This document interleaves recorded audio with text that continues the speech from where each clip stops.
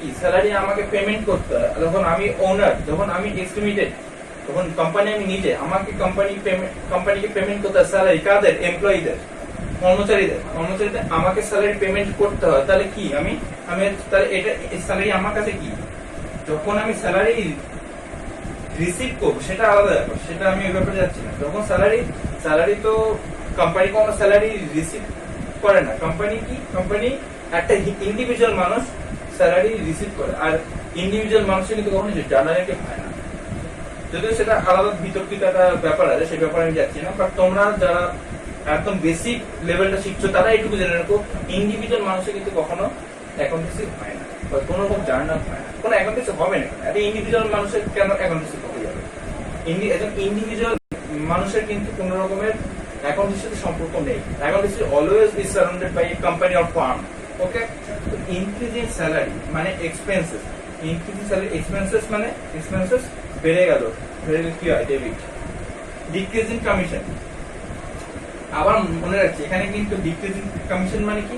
Commission কিন্তু তোমার এখানে রিসিভ নয়, কমিশন মানে তোমাকে পেমেন্ট, কমিশন মানে তোমার এখানে কমিশন পেমেন্ট করতে হচ্ছে। কমিশন আর যাই পেমেন্ট তাই তোমার কাছে কি?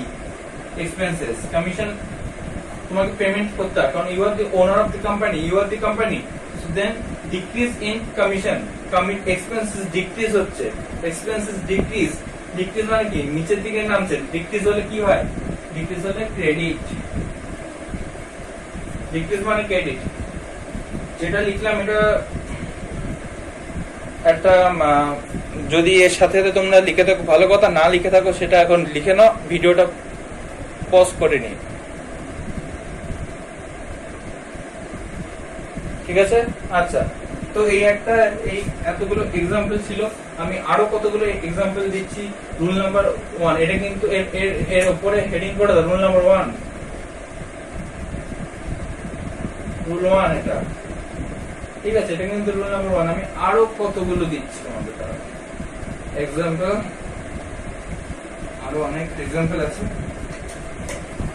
আর মোটামুটি তোমরা এইবার আমি যে এক্সাম্পল গুলো এখানে লিখবো, এইগুলো কিন্তু আমি অ্যান্সার এই মুহূর্তে করে দেব না। এইগুলো যেগুলো আমি লিখছি এটা মেবি আমি পরের ক্লাসে এই অ্যান্সারটা এসে করে দেব, বা আমি এখন অ্যান্সারটা একটু ফাঁকা রাখবো, তোমরা এই অ্যান্সারটা কিন্তু করবে। তো তোমরা রুলটা কিন্তু অলওয়েজ মাথায় রাখো, অ্যাসেট বা এক্সপেন্সেস যখনই উপর দিকে যাচ্ছে মানে ডেবিট, মানে উপর দিকে যাচ্ছে মানে আকাশের উপরে নয় বা আকাশের দিকে নয়, যখনই উপরের দিকে যাচ্ছে মানে যখনই ইনক্রিজ হচ্ছে তখনই ডেবিট, আর যখনই নিচের দিকে নামছে তখনই ক্রেডিট, ঠিক আছে? যখনই উপরের দিকে যাচ্ছে তখনই ডেবিট, যখনই নিচের দিকে নামছে তখনই ক্রেডিট। তাহলে এক্সাম্পল 1, ঠিক আছে? এবারে দেখো আমি আরো কিছু লিখছি। Increase in furniture,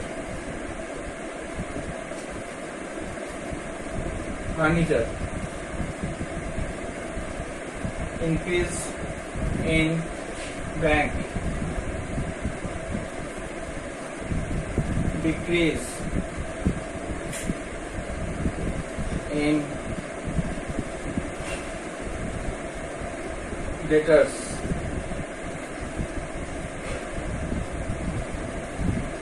decrease in depreciation,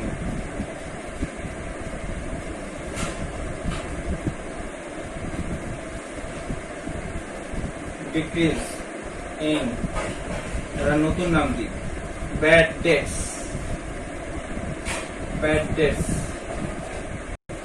decrease in purchase,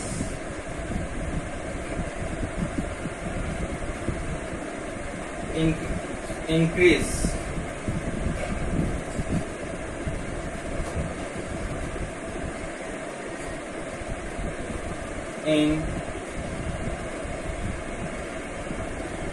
in salary, decrease in commission,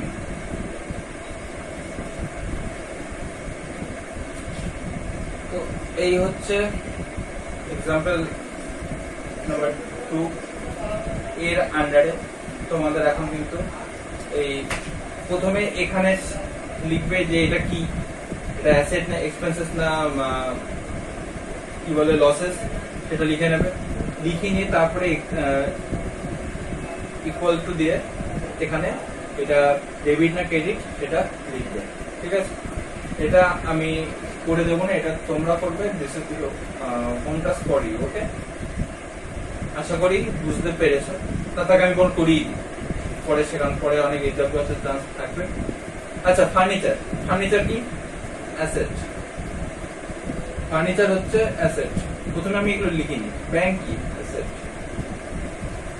ডেটার্স কি অ্যাসেট, ডেপ্রিসিয়েশন কি এক্সপেন্সেস, ব্যাড ডেট কি, ব্যাড ডেট হচ্ছে কি লস, পারচেজ কি এক্সপেন্সেস, স্যালারি কি এক্সপেন্সেস, কমিশন কি এক্সপেন্সেস, ঠিক আছে। এখন আমি মাঝখানে এদিকে এদিকে তাকাবই না, এই জায়গাটা আমি আর তাকাবই না, আমি জাস্ট এইটা দেখবো এইটা দেখবো। দরকার হলে তোমরা এখানে কিছু মুছবে না, বাট আমি এই জায়গাটা মুছে দিচ্ছি, আমি এই জায়গাটা মুছে দিলাম। আমার আর জানার দরকার নেই এটা কি জিনিস কি, আমি সিগনিফিকেন্স পেয়ে গেছি কার সাথে কোনটা। ইনক্রিজ ইন অ্যাসেট মানে কি, debit, increase in asset debit, decrease in asset decrease credit, decrease in expenses decrease credit, decrease in losses credit, decrease in expenses abar credit, increase in expenses debit, in decrease in expenses credit। দরকারই নেই এমন একটা role, এই modern approach জানার দরকার নেই যে কি ওটা কি ধরনের অ্যাসেট, কোনটা ওটা কি ধরনের এক্সপেন্সেস, জাস্ট এটা দেখবো এটা দেখবো। In decrease in expenses credit, increase in expenses debit হয়ে গেল, ডিক্রিজ ইন লস ক্রেডিট। জানার দরকারই নেই, অর্ধেক প্রশ্ন পড়া তো মানে দরকারই পড়ে না যদি আমরা এই পদ্ধতিতে জানাই বেশি। তো দেখো তোমরা তোমাদের মতো মিলিয়ে নাও, এই তো আছে ভাই, এই তো সামান্য জিনিস, এইটুকু পর্যন্ত শেখানো কেন শেখানো, এটা তো অ্যান্সার নেই, খুঁজে বেরোনো দরকার নেই, খুঁজে বেরোনো হবে গুপ্তধনের সন্ধানের মতো, দরকার নেই। আচ্ছা, এবারে হয়ে গেল রুল নাম্বার 1। ওটা কত ছিল 1 আর 3, এটা ছিল asset and expenses and losses. এবারে হলো rule number 2।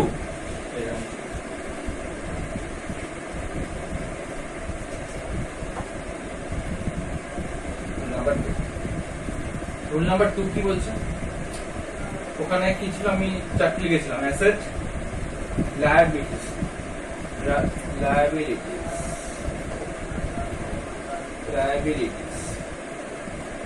R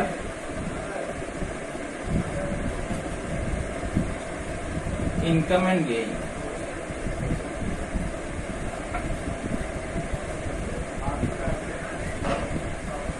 liabilities and income and gain, এই দুজন ওখানে করেছিল, বাকিদের নিয়ে কাজ হয়ে গেছে। লায়াবিলিটি হচ্ছে আর ইনকাম এন্ড গেইন। আচ্ছা, এর আবার এর ঘটনা কোনো কিছু না, চিন্তা করার মতো কিছু নেই। এর ঘটনা হচ্ছে উল্টো, খেয়াল রাখতে হবে, এটা হচ্ছে উল্টো।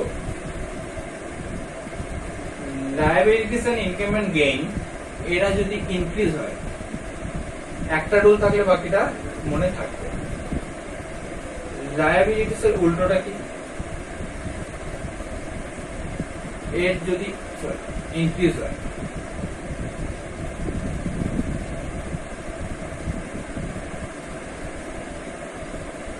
ইনক্রিজ হলে কি হবে ক্রেডিট, এই যদি ডিক্রিজ হয় তবে কি ডেবিট, এর ঘটনা উল্টো। ওর রুল নাম্বার 1 এ অ্যাসেট এন্ড এক্সপেন্স যে লস, তার ইনক্রিজ মানে ক্রেডিট, তার ইনক্রিজ মানে ডেবিট, আর ডিক্রিজ মানে ক্রেডিট। এর হচ্ছে উল্টো, এর ইনক্রিজ মানে ক্রেডিট, ডিক্রিজ মানে ডেবিট। ওর পুরোপুরি উল্টো কাজ হয় এখানে। অত কনফিউশনের দরকার নেই, একটা রুল মনে থাকবে, রুল নাম্বার 2 সবার মনে থাকবে। এই নিয়ে বিশেষ কিছু আমার ব্যাখ্যা করার দরকার নেই, আমি ডিরেক্ট এক্সাম্পলে ঢুকছি। এই শুধু এটা হচ্ছে রুল নাম্বার 2, এটা তোমরা লিখে রেখে দাও। এটা দরকার হলে আমি আবার জায়গাটা ছেড়ে দিচ্ছি, ভিডিওটা পজ করে নিয়ে এটা তোমরা লিখে নাও।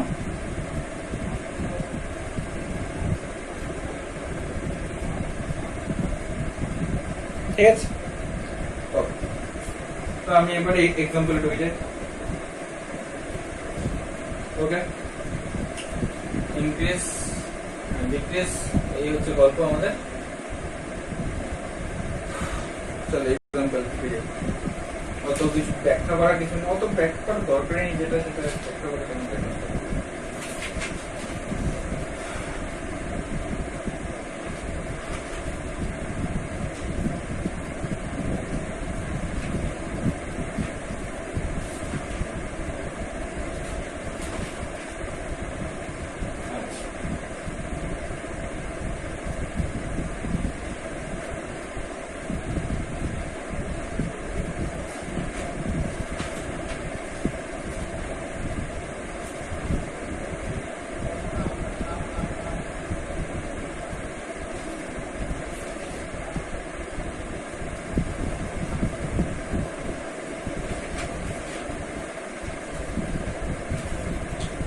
তার আগে তোমাদের liability and income and gain সম্বন্ধে কিছু ধারণা।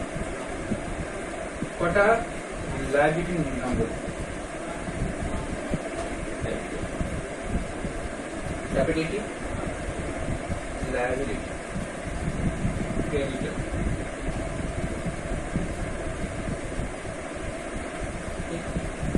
লায়াবিলিটি।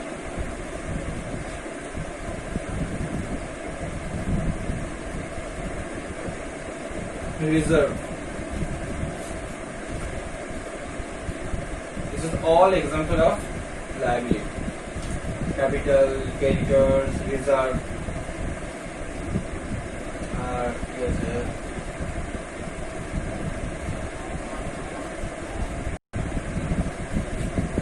তারপরে মনে করছে bills payable.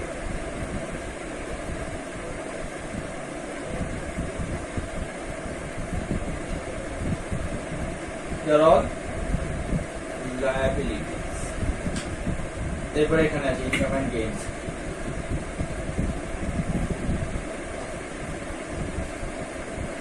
Commission receipt,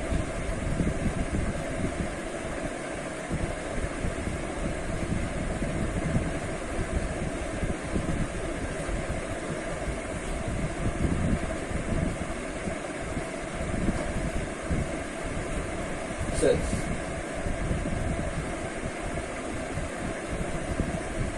They are all this one and this one, income and gain. Sales and commission, receipts and sales. There হচ্ছে এটা হচ্ছে ইনকাম।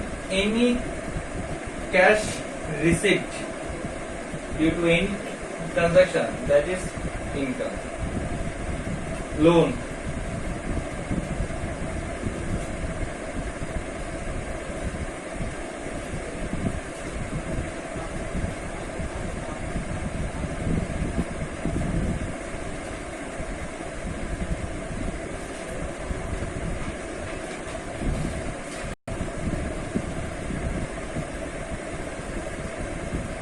তো আমার মোটামুটি লায়াবিলিটিস আর ইনকাম এন্ড গেইন সম্বন্ধে এই কটাই যেটা কথা ছিল, সেগুলো হচ্ছে এই কটা এক্সাম, আমরা এই কটা এক্সাম্পলের মধ্যেই কাজ করব। ঠিক আছে,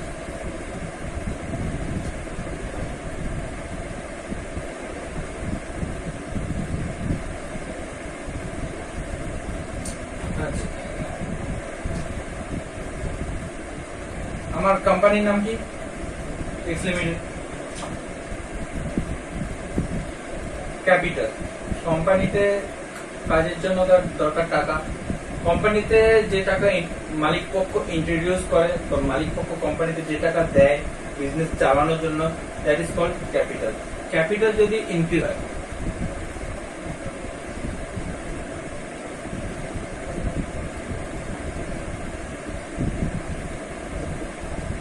increase in capital,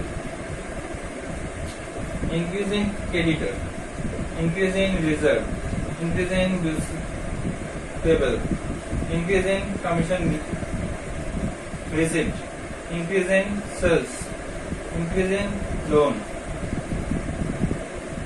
Okay?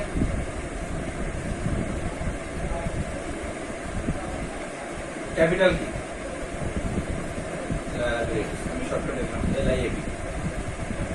Creditors কি? Liabilities। Reserve কি? Liabilities। Bills payable কি? Liabilities। Commission কি? Income। INC লিখলাম। Sales কি? Income। INC। Loan কি? Liabilities। তাই না? এগুলো হচ্ছে দায়। লোন কি? দায়। ঠিক আছে? তো আমরা যখন অঙ্ক করি তখন আমাদের আরো এই টাইপের অনেক জিনিস চলে আসে, এই মুহূর্তে আমার মাথায় আসছে না। কোনটা লায়াবিলিটি, কোনটা অ্যাসেট, কোনটা এক্সপেন্স, কোনটা ইনকাম, সেটা তোমরা বুঝতে পারো। আপাতত এইটুকু আমি তোমরা অলরেডি সবাই সেকেন্ড ইয়ারে পড়ো, এইটুকু অন্তত তোমরা জানবে। তা নাহলে এখন দিন পর্যন্ত করে পাস করে তোমরা এখানে আসতে পারবে না। তো increase in capital, increase in liability, liability increase হলে কি হচ্ছে? Credit. Increase in creditors, liability increase মানে আমি যদি এবারে আবার আগের মতোই সম্পূর্ণটা মুছেও ফেলি, তারপরে তোমরা শুধু এইটুকু বিচার করবে যে আমি এই রুল অনুযায়ী ঠিক আছে।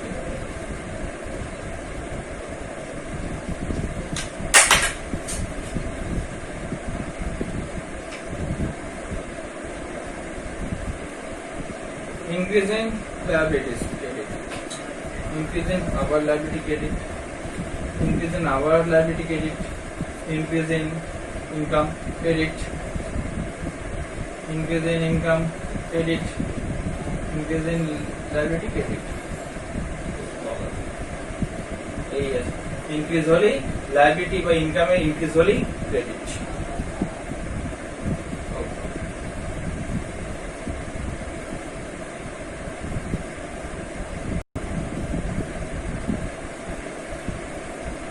কটা ইনকাম করতে?